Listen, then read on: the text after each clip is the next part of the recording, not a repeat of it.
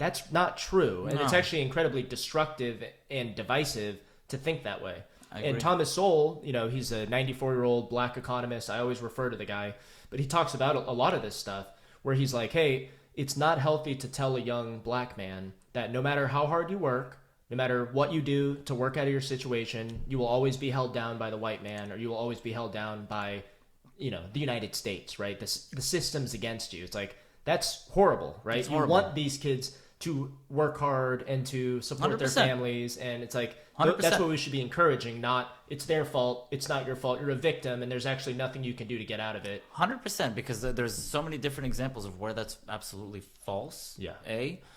And I mean, look, at the end of the day, like you said, your mother came here to the United States at what age? Sorry, She was 22, I believe. 22 years old, and she seems to have created a really great life for herself, have raised a really good family. Yeah. And, she Busted her ass. busted her ass, working day in, day out. Learned English. Learned English. Made it a priority, in fact. And you know what? And these are the kinds of stories that to me are like, okay, well, this is a place where you actually can have these things work out for you, and you can do it. So obviously, if you come in with the mindset of, no, the cards are stacked against you, then yeah, it's gonna be a difficult life for you to when you stack the cards against yourself. Yeah.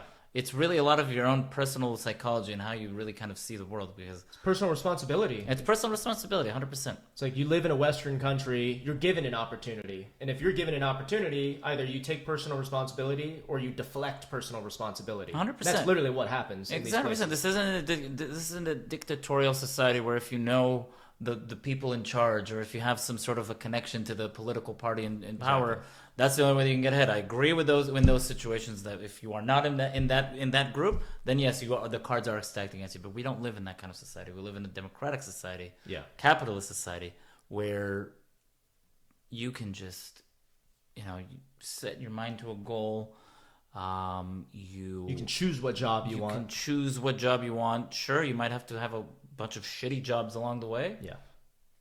But eventually, if you apply yourself enough, if you set your goal enough, and if you set those milestones along the way, you'll get there. Yeah. All right. We are back from a short break.